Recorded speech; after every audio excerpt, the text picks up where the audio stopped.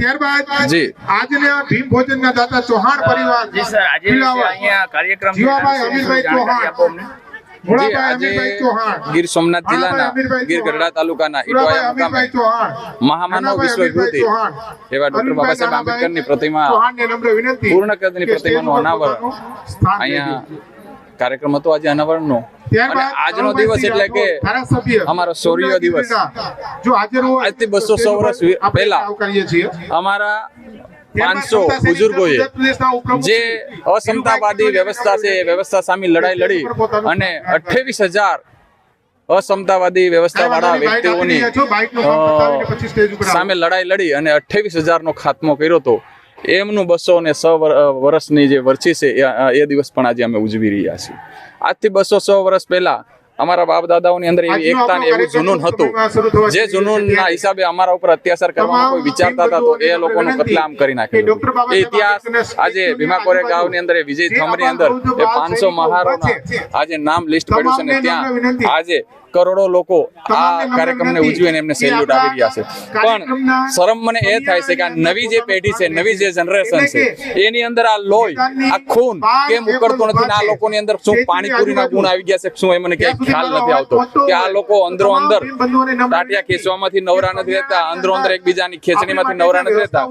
મને એક વસ્તુ આ પ્રસંગે યાદ આવે છે કે હું અગાઉ કૂતરાઓની વાત કરતો, પણ આજે કૂતરા ઉપર એક બીજી વાત કરું છું કે એક ઇંગ્લિશ કૂતરું હોય છે જે સારી અને સુવિધા અને ફેસિલિટી મળતી હોય, 4 વ્હીલમાં જતું હોય, 4 વ્હીલમાંથી જેવું ઉતરે એટલે તરત જ બીજા જે બધા જે કૂતરાઓ છે એ કૂતરાઓ તરત એના ઉપર વાર કરવાની કોશિશ કરે. કેમ? તો કે આની ફેસિલિટી કે સુવિધાઓ મળવી ના જોઈએ. એક હજી એમનામાંથી બહાર નીકળવાની કરીને થોડી ફેસિલિટી મળી તો તરત જ કૂતરાઓ એની પાસે છોડે. મતલબ સમાજના બંધુઓ ક્યાંક ને ક્યાંક આપણો યુવા આગેવાન કે કોઈ આપણો કાર્યકર્તા બહાર નીકળી અને સમાજના હિત માટે કઈ કાર્યો કરે તો એકબીજાને ખેંચવાની જે નીતિઓ છે નીતિ બંધ કરી અને 500 મહારોને યાદ કરી અને ડોક્ટર બાબા સાહેબ આંબેડકરના અનેક મહામાનવોના આંદોલનોને યાદ કરી અને એકતામાં જોડાય, એક તારની અંદર જોડાય તો આવનારો સમય આપણો છે. આ સમાજ દેનારો સમાજ હતો. આ સમાજે અનેક વખત ક્યાંક ને ક્યાંક આ દરેક વ્યક્તિને આપ્યું છે. કેવું હોય તો એવું પણ કહેવાય કે આ દેશની અંદર વાળની વાહે એવડો પીવે છે એવું કેવું હોય ને તો કહેવાય. કેમ કહેવાય? કે દરેક આંદોલન 5,000 વર્ષથી જે આંદોલન હાલે છે ને એ આંદોલન કરનાર આ સમાજના દીકરાઓ છે. આ સમાજના દીકરાઓ આંદોલન કરે તો વર્ણ વ્યવસ્થામાં આવતી શુદ્ર અને અતિશુદ્ર જ્ઞાતિઓ છે, એમાં શુદ્ર સમાજના અનેક જ્ઞાતિઓ છે જેમને વેઠું કરવી પડતી હતી. વેઠું બંધ થઈને આજે બંગલાઓમાં ફરતા થયા, એ વાડની વાહે એવડા પીતા થયા આ સમાજ પાસેથી. તો આ સમાજના દીકરાઓને સમજવું જોઈએ કે તમારે શું કરવું જોઈએ. આ સમાજ હરરોજની માટે પસાદ થતો જાય છે. એમનું કારણ એક જ છે કે એક તાંતણે બંધાતા નથી. હવે સમય આવી ગયો છે એક તાંતણે બંધાવવાનો, આવનારો સમય હજી ખરાબ છે. અને જે શિક્ષણ બાબતની વાત કરું તો આજનો યુવાન છે વ્યસનની વધારે ડૂબી જાય છે અને શિક્ષણ તરફ જતો નથી. અને જે છોકરીઓ છે શિક્ષણમાં આગળ વધે છે પણ એને વધારવા માંગતા નથી. તો એ જે છોકરાઓ છે તૈયારી માટે અને શિક્ષણ માટે અને વ્યસનથી દૂર રહેવા માટે જી ખૂબ સારો પ્રશ્ન કર્યો. પણ ષડયંત્ર એ રીતનું ચાલી રહ્યું છે આ દેશની અંદર કે આ લોકોને ઓબીસી એસસી એસટી ઓબીસી સમાજના દીકરાઓને શિક્ષણ ના મળવું જોઈએ. સમય દરેક પ્રકારના ષડયંત્રો આવ્યા. હાલના સમયની અંદર ટેકનોલોજીના યુગની અંદર આ એસસી એસટી ઓબીસી સમાજના દીકરાઓને સ્માર્ટફોન પકડાવીને ગેમની અંદર એમને છે ને બિઝી કરી દીધા. શિક્ષણ મળે નહીં. સાથે ગુજરાતની અંદર 6,000 થી વધારે સરકારી સ્કૂલો તો બંધ થઈ, પણ હાલ નવો એક કાયદો પ્રસાર થયો છે. કદાચ આપણે જોયું હોય તો પ્રિન્ટ મીડિયા, ઇલેક્ટ્રિક મીડિયા અને સોશિયલ મીડિયામાં આ ફરી રહ્યું છે કે સરકારી સ્કૂલોની અંદર ભણે તો 5,000 સ્કોલરશીપ અને પ્રાઇવેટ સ્કૂલમાં ભણે તો 20,000 સ્કોલરશીપ. તો એનું નક્કી એ જ થાય છે કે સરકારી સ્કૂલો બંધ કરી પ્રાઇવેટ સ્કૂલોમાં આને લોભ લાલચ આપીને મોકલો અને આમનું શિક્ષણ ખતમ કરી ફરીથી આ લોકોને ગુલામ બનાવો. એટલે શિક્ષણ તો આ લોકો લે એમ છે, આની અંદર ક્ષમતા છે, પણ શિક્ષણ ના આપે. વ્યસનો તો કોરોના કાળની અંદર એક સામાન્ય તમાકુ ના આવી શકતી, આમની અંદર એ તાકાત છે. અને ગુજરાતની અંદર એક નાકાથી દારૂ કેમ ઘૂસે છે? તો આ વ્યસન તો એસસી એસટી ઓબીસી સમાજના વિસ્તારોની આજુબાજુમાં વ્યસન ફેલાવવામાં આવે છે. અને એ કોણ ફેલાવે છે? જે અસમતાવાદી વ્યવસ્થા જે કરી રહ્યા છે, જેમને ધર્મના નામના ધંધાઓ ઉપાડી ગયા. એ લોકો આ ષડયંત્ર કરી એસસી એસટી ઓબીસી સમાજના દીકરાઓને ફરીથી ગુલામી તરફ ધકેલવાના ખૂબ મોટા ષડયંત્રો આ દેશની અંદર ચાલી રહ્યા છે. સમાજને આગેવાન તરીકે તમે હાલ જુઓ તો હવે સમાજ માટે કેવા પગલાં લેશો અથવા તો શું ભવિષ્યના પ્લાન હશે એના વિશે થોડી જાણકારી. જો કે નામ છે એમનું નાશ છે, મારો દરેક જગ્યાએ આ જ પ્રશ્ન હોય છે.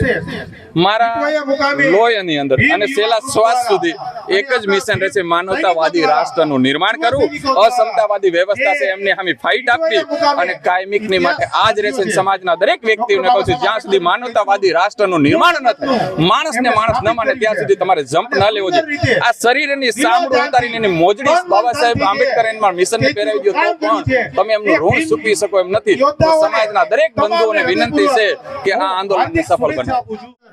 હાલ સર, અમને જાણવા મળતી મુજબ માહિતી મુજબ આપ બહારથી આવો છો અને આપ બીજા સમાજ જેમ કે ઓબીસી સમાજમાંથી છો, તો આપ ક્યાંથી છો અને આપના સમાજમાંથી કેવો સપોર્ટ રહે છે ને આ સમાજ હરેક સમાજને એક રહેવું જોઈએ એવો મેસેજ તમે આપવા માંગો છો, તો એના વિશે થોડું વિસ્તારમાં કહો.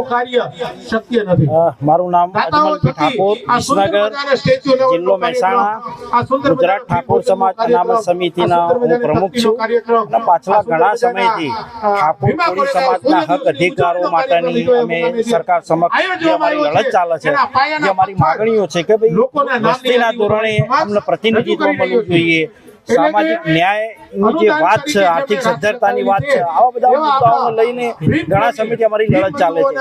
આજે ઈટવાયા મુકામે બાબા આંબેડકર સાહેબના સ્ટેચ્યુના અનાવરણ પ્રસંગે ભાનુભાઈ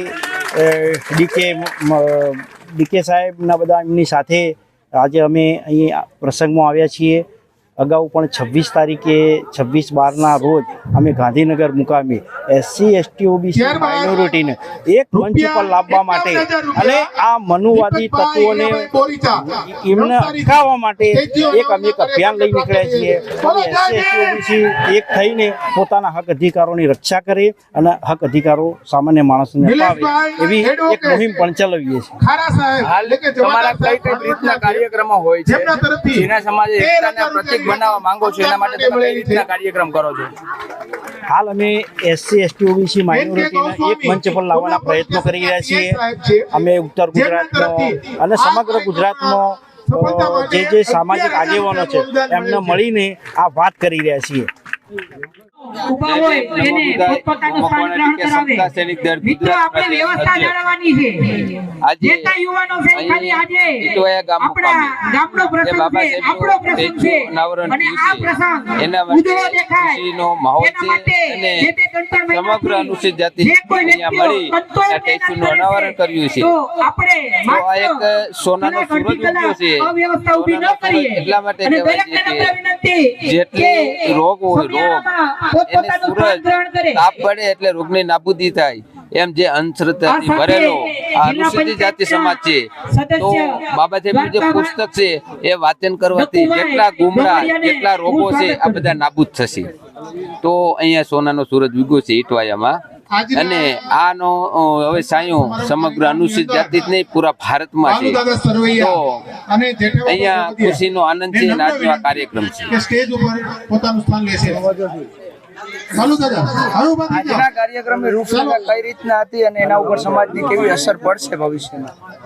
આજના કાર્યક્રમની રૂપરેખા એવી છે કે જે बाबा साहेब आम्बेडकरे एक समय એવું કીધું હતું, हम अपनी दीवारों पे लिख दो हम इस देश के शासक है. તો એ સમર્થક થઈ રહ્યું છે કે હવે અમે પણ આ દેશના રાજા છીએ અને ટૂંક સમયમાં અમારા જે અધિકારો જે અનંત થયા છે, જે અમારા અધિકારો છે એ પાછા લઈ અને આ દેશના રાજા છીએ, તો દેશના રાજા બનવા માંગીએ છીએ. આવનાર સમય અમે આ દેશના રાજા આવીશું, નોકર નહીં. અત્યારે ક્યાંક ગુલામી જેવી જિંદગી જીવી રહ્યા હતા એમાં તેઓ ધીરે ધીરે બહાર નીકળતા રહીએ છીએ અને આ દેશના રાજા આવનાર સમયમાં અમે બનશું.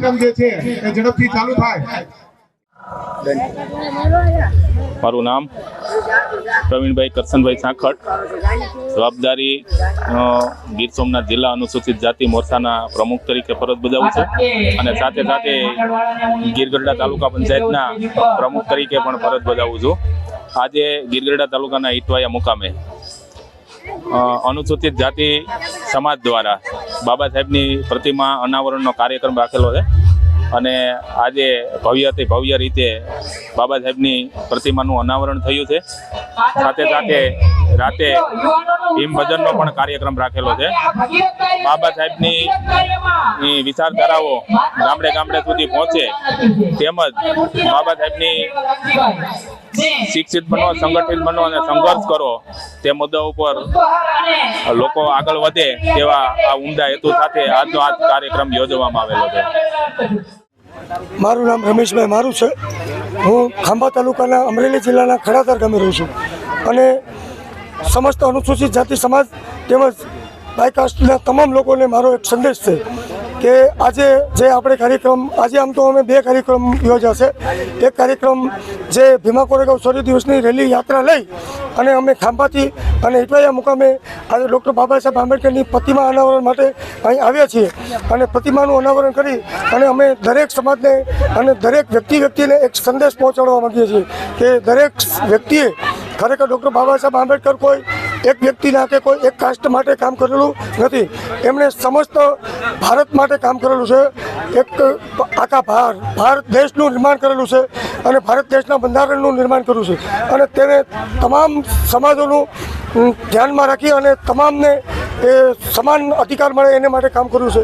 એટલે દરેક ગામમાં આવી જાગૃતતા આવવી જોઈએ અને જે રીતે આજે ઇટવાયા મુકામે ડૉક્ટર બાબા સાહેબ આંબેડકરની પ્રતિમાનું અનાવરણ થયું, મારું તો કહેવું એવું છે કે આપણા સમાજમાં આવી ખરેખર એકતા બંધાઈ રહેવી જોઈએ અને ખરેખર આપણા સમાજની એકતા થાય તો દરેક ગામની માલપા આવી રીતે ભવ્યથી ભવ્ય કાર્યક્રમનું આયોજન કરી શકીએ અને ડૉક્ટર બાબા સાહેબ આંબેડકરની પ્રતિમાનું પણ અનાવરણ કરી શકીએ. અને બીજી વસ્તુ હું એક કહેવા જઈ રહ્યો છું કે આપણા સમાજની માલપા ઘણા બધા લેભાગુ લોકો અત્યાર સુધી 2 ભાગલા કરી શકતા હતા, પણ આજે સમાજ આપણો એટલો શિક્ષિત અને આગળ વધ્યો છે કે હવે આપણે કોઈ એવા લોલીપોપની ભાષામાં કે કોઈના કહેવામાં આવી શકતા નથી અને બધા જ આંબેડકરવાદી અને બધા ડૉક્ટર બાબા સાહેબ આંબેડકરના અનુયાયી થઈ અને સારા વ્યક્તિ અને નરસા વ્યક્તિ આ બંનેની સારી રીતે ઓળખાણ કરી શકે છે. અને હવે એક નવું એટલે કે લગભગ તો જો કે કોઈ એવા વ્યક્તિના કહેવામાં આવશે જ નહીં કે જે કોઈ ખોટું કરતા હોય કે સમાજ માટે ખોટો સંદેશ પહોંચાડવા માંગતા હોય, સમાજના સંસાધનોને અને સમાજની મિલકત અને સમાજની ઘણી બધી એવી સવલતો હોય એને નુકસાન પહોંચાડતા હોય, આવા વ્યક્તિઓથી ખરેખર હવે આપણા સમાજના મોટાભાગના વ્યક્તિઓ દૂર રહી અને હવે ખરેખર એ લોકોની સામે પડી ગયેલા છે અને એ લોકોની સામે આવી ગયા છે. એટલે હવે લેભાગુ લોકોને ખરેખર સમાજ વચ્ચે બેહવું પણ હવે મુશ્કેલ થઈ જશે. જય ભીમ, નમો બુદ્ધાય. જય ભીમ. મારું નામ બાબરિયા શૈલેષ, એડવોકેટ, હાલ રાજુલાથી આવું છું. આજે ઇટવાયા ગામે ભીમ સૈનિકો દ્વારા બાબા સાહેબ સ્ટેચ્યુનું અનાવરણ જે કરવામાં આવ્યું છે ને ખૂબ જ મોટી સંખ્યામાં ઇટવાયા ગામમાં ભીમ સૈનિકો દ્વારા આયોજન કરવામાં આવ્યું છે, તે બદલ ભીમ સૈનિકોનો આભાર માનું છું. આજે હું એક સમાજને સંદેશો દેવા માગું છું કે આ એક બાબા સાહેબનું જે સપના છે તે દરેક સમાજ માટેનું બંધારણનું સંવિધાન બનાવેલું છે અને દરેક સમાજ એનો ઉપયોગ કરે છે અને ફક્ત દલિત સમાજ પૂરતી જ નથી તેવો એક સંદેશો આપું છું. અને આ ઘણીવાર દલિત સમુદાય માટે ઘણીવાર અત્યાચાર કરવામાં આવે છે, તો તે અત્યાચારો થાય ત્યારે જ જય ભીમ બોલવામાં આવે છે, ત્યાર સુધી બોલવામાં નથી આવતું. એટલે ફક્ત જય ભીમ નહીં પણ એને ફક્ત કાયદાકીય લડત આપી અને ન્યાય મળે તેવો સંદેશો આપું છું. ન્યાય માટે કોઈ પણ જગ્યાએ આપણે જઈ શકીએ અને ન્યાય મેળવવો એ માટે લડત પણ આપવી પડે. જો લડત આપશું તો જ ન્યાય મળશે, નકર ન્યાય નહીં મળે. ન્યાય માટે કોર્ટ કચેરીના જવાનું, કોઈ દલાલો હોય તેને મળી અને તેના પૈસા સમાધાનનો માટે કહે છે તે ભાઈ સમાધાન કરી લો, પણ તે ખરેખર ન્યાય મળતો નથી. એટલે એવા લોકોને હું એવું સંદેશો આપું છું કે સમાજને ન્યાય અપાવવા માટે મદદ કરે. જય ભીમ, નમો બુદ્ધાય. હું સુનૈના જોગદિયા. આજે ઇટવાયા ગામમાં ડૉક્ટર બાબા સાહેબ આંબેડકરને પ્રતિમાનું અનાવરણ છે. એક શામ ભીમગે નામનું આયોજન કરવામાં આવેલ છે. ખૂબ મોટી સંખ્યામાં લોકો પધાર્યા છે. અહીંના ગામ લોકોએ ખૂબ સારું કામ આયોજન કર્યું છે. આવી જ રીતે ડૉક્ટર બાબા સાહેબની વિચારધારા ઘર ઘર પહોંચે અને કાર્યક્રમ થતા રહેવા જોઈએ. જય ભીમ, નમો બુદ્ધાય. જય ભીમ, નમો બુદ્ધાય. મારું નામ છે કિરણ. હું સારવા ગામથી આવું છું. અમે આજ બધા લોકો ભીમ ગ્રુપ, સમતા સૈનિક દળ, મિશન જય ભીમ ખાંભા થી શૌર્ય યાત્રા લઈને આવ્યા છે ઇટવાયા ગામ. અહીંયા બાબા સાહેબનું ટેસ્યુ અનાવરણથી કાર્યક્રમ ગોઠવેલો હતો ગામ લોકોએ જોરદાર ભવ્ય આયોજન હતો. જય ભીમ, નમો બુદ્ધાય.